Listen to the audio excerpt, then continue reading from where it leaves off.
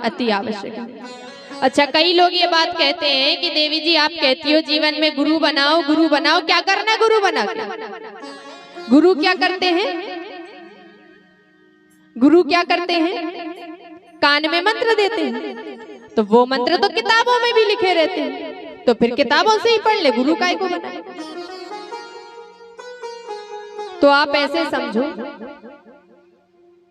कि आपने कारतूस देखी है, बंदूक, तो आप ऐसे समझो कि एक हाथ में आपके बंदूक और एक हाथ में बंदूक की गोलियां।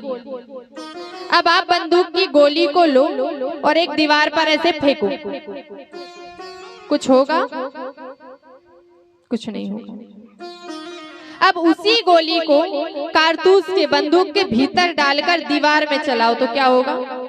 दीवार टूट जाएगी। उसी प्रकार जब ये मंत्र हम केवल किताबों से पढ़ते हैं तो वो प्रभाव नहीं होता, और जब यही मंत्र गुरु के मुख रूपी कारतूस में डालकर हमारे जीवन रूपी दीवार में जब चलाया जाता है तो हमारे जीवन के पाप ताप संताप रूपी दीवार गिरकर नष्ट हो जाती है और हम पावन पवित्र हो जाते हैं। इसलिए जीवन में गुरु बनाना चाहिए। कई लोग कहते हैं भैया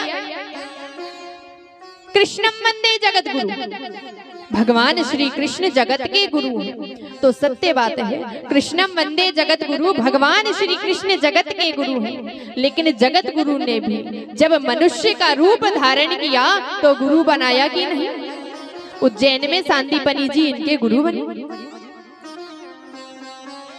कहते भैया हनुमान जी सबसे बड़े, हनुमान जी सबके गुरु। तो हनुमान जी सबके गुरु हैं, लेकिन यदि हनुमान जी ही गुरु होते तो ऐसा क्यों लिखा होता कि जय जय जय हनुमान गोसाई, कृपा करहु गुरुदेव की नाई। हनुमान जी जिस प्रकार गुरुदेव कृपा करते हैं ना, आप भी वैसे ही कृपा करो, कृपा करहु गुरुदेव की नाई। इसका अर्थ है कि जीवन में गुरु बनाए। कई लोग कहते हैं अरे क्या बताएं, हम तो पूरी दुनिया घूमे, हमें कोई बड़े गुरु ही नहीं मिले, हमें कोई हमसे ज्ञानी गुरु ही नहीं मिले।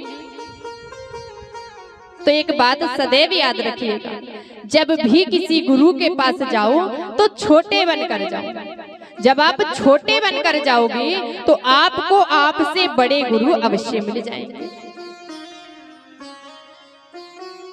रामावतार में, राम कथा में जब लक्ष्मण जी को शक्ति लगी तब राम जी जामवंत जी से कहते हैं जामवंत जी वैद्य जी को बुलवाओ।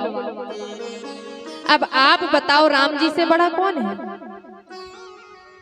बीमारी भी वही, बीमारी का इलाज भी वही, क्या कुछ नहीं जानते? सब जानते हैं। फिर भी कहते हैं कि जामवंत जी वैद्य जी को बुलवाओ।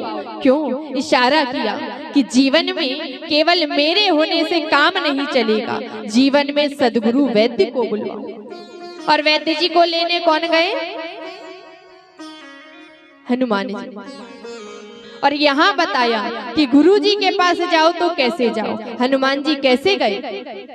धरि लघु रूप गयो हनुमंता, धरि लघु रूप गयो हनुमंता, धरि लघु रूप गयो हनुमंता, धरि लघु रूप गयो हनुमंता, धरि लघु रूप गयो हनुमंता, धरि लघु रूप गयो हनुमंता, आयो भवन समेत तुरंता, आयो भवन समेत तुरंता, आयो भवन समेत तुरंता, आयो भवन समेत तुरंता।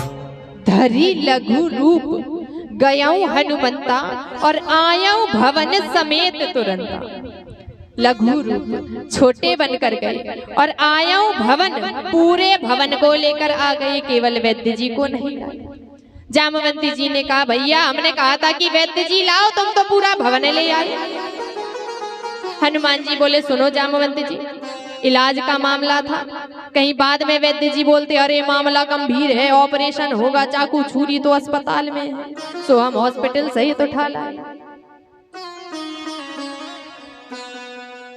ये भवन क्या है?